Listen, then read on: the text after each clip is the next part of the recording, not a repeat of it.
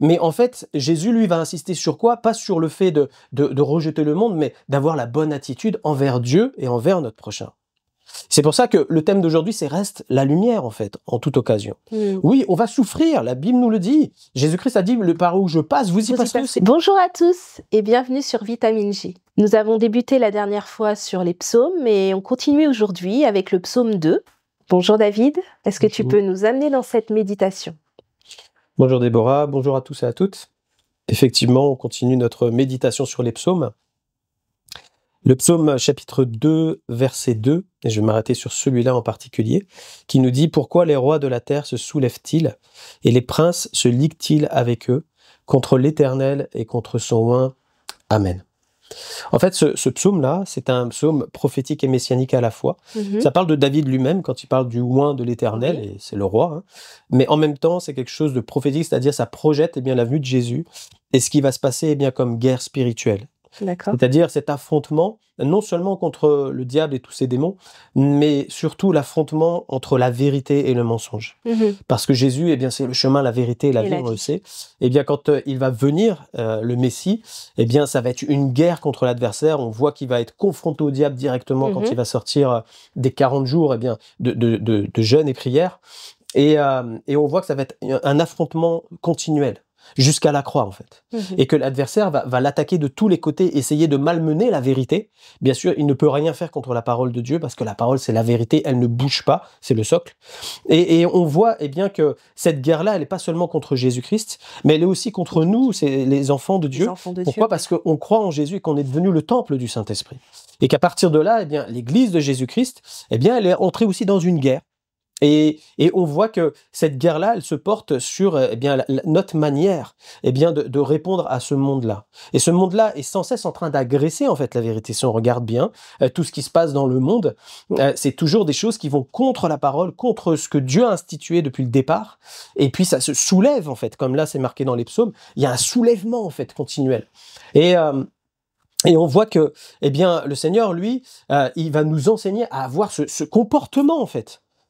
Envers ceux, de ceux qui sont perdus, ceux qui sont dans les ténèbres, ceux qui nous ressemblent quand on était avant Jésus-Christ. Et on était comme eux. Donc on ne peut pas les blâmer. Parce qu'aujourd'hui, il y a des chrétiens qui blâment, qui vocifèrent, qui se mettent en colère, qui jugent. On a vu toutes ces choses-là, même pendant l'été avec les JO, comme si les chrétiens étaient étonnés de découvrir que le monde il va à l'envers. Mais non, le monde est monde et Jésus-Christ nous l'a montré. Mais en fait, Jésus, lui, va insister sur quoi? Pas sur le fait de rejeter le monde, mais d'avoir la bonne attitude envers Dieu et envers notre prochain. C'est pour ça que le thème d'aujourd'hui, c'est reste la lumière, en fait, en toute occasion. Oui, on va souffrir, la Bible nous le dit. Jésus-Christ a dit, le par où je passe, vous y passerez aussi. Et ça, faut pas être étonné, en fait. Et on dirait qu'on est étonné des choses. Non, Dieu nous a avertis. Même Pierre va dire, soyez pas étonnés de la fournaise qui est au milieu de vous. Donc, on voit qu'on est avertis. Mais Dieu veut nous pousser à grandir en lui et à rester ferme dans ses voies, quelles que soient les oppressions, les attaques, tout ce qui peut être contre nous aujourd'hui, et garder le cap, garder la foi, parce que c'est ça le combat en fait, et de garder à marcher dans la vérité avec nos cœurs fermes, attachés à lui. Et on voit que Jésus tout de suite va enseigner ses disciples dans cette voie-là, Matthieu chapitre 5, versets 11-12. « Heureux serez-vous lorsqu'on vous outragera, qu'on vous persécutera, qu'on dira faussement de vous toutes sortes de mal. » C'est peut-être ce qui t'arrive aujourd'hui. À cause de moi, pas à cause de tes erreurs, mais à cause parce que tu aimes Jésus, tout simplement. Réjouissez-vous et soyez dans l'allégresse, parce que votre récompense sera grande dans les cieux, car c'est ainsi qu'on a persécuté les prophètes qui ont été avant vous. Amen. Et Jésus dit quoi en fait? Il dit, fixe tes regards au bon endroit et cultive la joie en moi, parce que oui, tu souffres, mais je peux te dire clairement de la part de Dieu, que Dieu dit là, tu auras ta récompense, parce que c'est comme ça qu'on a persécuté tous ceux qui ont servi Dieu. Que tes yeux, que nos yeux, en fait, soient toujours sur Jésus-Christ, quel que soit ce qui peut nous arriver, parce que nous servons la vérité. Amen. Mais c'est pas seulement sur Dieu que Jésus-Christ est en train d'orienter nos regards, mais il est en train d'orienter nos regards vers ce qui est en face de nous, notre prochain. Ouais. Et celui, en fait, celui qui nous fait du mal au quotidien, celui peut-être qui est ton collègue de travail, et puis quand tu vas au boulot, là, tu parles de Jésus, tout d'un coup, Aïe, aïe, il aïe. vient t'attaquer, et puis t'as sorti ta Bible, et là, tout d'un coup, on vient t'attaquer, alors que t'as encore rien dit, en fait. Parfois, c'est juste ça, et juste la Juste Bible, ta c'est, ah présence. là là, c'est grave. Et en fait, c'est comme ça, c'est la guerre, c'est les ténèbres. Matthieu 5, 44, 45, Jésus va dire, mais moi, je vous dis, aimez vos ennemis. Bénissez ceux qui vous maudissent. Faites du bien à ceux qui vous haïssent et priez pour ceux qui vous maltraitent et qui vous persécutent, afin que vous soyez fils de votre Père qui est dans les cieux. Amen. On voit que Jésus insiste là, à dire marchez dans ma justice en fait. J'aimerais te rappeler à toi qui écoutes que avant que tu sois enfant de Dieu, Jésus-Christ t'a aimé alors que tu étais encore un pécheur et peut-être même tu étais pire que ceux qui te font du mal aujourd'hui. Peut-être tu étais quelqu'un qui pratiquait le mal et qui n'en avait même pas honte. Et puis Dieu t'a arrêté, et puis là il t'a fait grâce. Tu as découvert la vérité t'a affranchi, t'a libéré, a ouvert tes yeux, et là t'es passé des ténèbres à la lumière parce que tu t'es repenti, tu as donné ta vie à Jésus, et là tout est devenu nouveau, et tu te dis mais comment j'étais avant. Et on fait tous cette remarque. Oui. Comment j'étais avant. Oui. Et Jésus dit, eh bien vous là, aujourd'hui, enfants de Dieu, aimez vos ennemis, comme moi je vous ai aimé en fait, c'est ce que dit Jésus. Donc en fait, ne va pas attaquer les gens qui vont de travers, non, c'est pas notre but. Tu dois dire la vérité, oui, bien sûr, mais avec plein d'amour et en marchant dans la paix, parce que c'est ça que Jésus nous invite à faire, de bénir ceux qui sont contre nous, qui nous font du mal, de prier pour eux. Et si tu te souviens, on a même suivi quelqu'un, eh bien, dans son parcours, elle avait eu des persécutions familiales parce qu'elle était devenue chrétienne. Oui, et puis, effectivement. Et puis, eh bien, cette sœur-là, elle nous a simplement dit, on ne lui a même pas enseigné, en fait. Dieu lui a enseigné par son esprit, et lui a dit, tu vas prier, tu vas pardonner, tu vas prier pour ceux qui te font du mal à cause de mon nom. Et elle nous a dit clairement, honnêtement, c'était dur. Oui, c'est dur de pratiquer la justice de Dieu, parce que ça crucifie notre chair, parce que c'est toujours à l'envers, en fait, c'est contre nous. Et elle a décidé de le faire, parce que c'est une décision, frères et sœurs, de pratiquer la parole.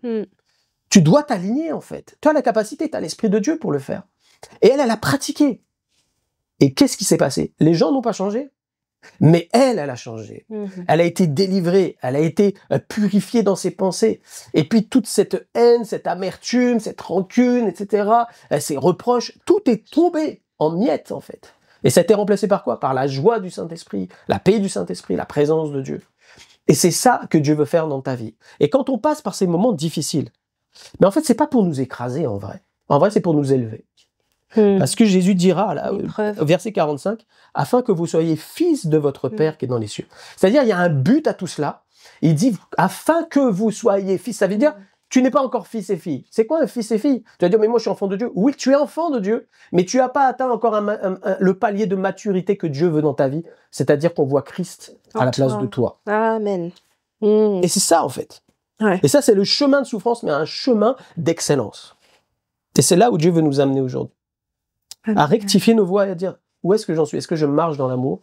Ou est-ce que je suis toujours à m'emporter contre celui qui fait du mal? Au lieu de regarder à moi-même et dire, Seigneur, pardonne-moi et je veux prier pour ceux qui me font du mal.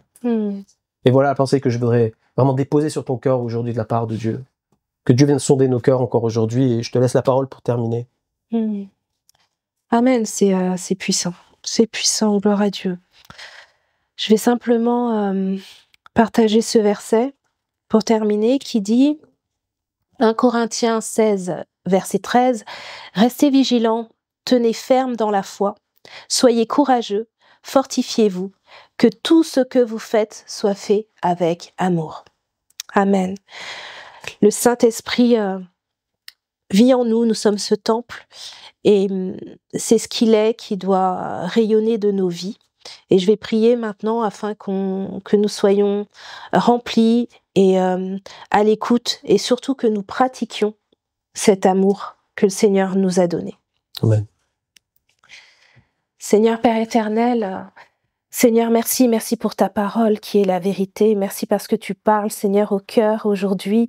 Et Seigneur, tu veux encore que nous avancions avec toi, Seigneur, que tout ce qui résiste encore à ta parole soit brisé aujourd'hui même, et que nous puissions, Seigneur, être remplis de toi et refléter, Seigneur, ta présence, refléter, Seigneur, ta personne, que nous puissions, Seigneur, vraiment, Seigneur, par nos actes, par nos paroles, par notre notre comportement refléter Jésus-Christ, que nous soyons vraiment appelés ces petits chrétiens.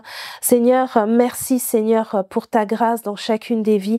Et je t'invite encore pour ceux, Seigneur, qui sont en statu quo, Seigneur, et qui sont bloqués par rapport à des choses qui sont dans leur cœur, pour ceux qui les entourent, par rapport à l'amertume, le non-pardon. Je t'invite encore, Seigneur, à venir, Seigneur, toucher les cœurs et que toute cette décision, ce choix soit fait, Seigneur, avec toi, devant toi, de laisser l'amertume à tes pieds et de choisir le pardon afin de refléter ta personne. Merci Seigneur. Que ton nom Seigneur soit glorifié. Amen. Amen. Bien que Dieu vous bénisse, on se retrouve la prochaine fois. À très bientôt. À très bientôt. Soyez bénis.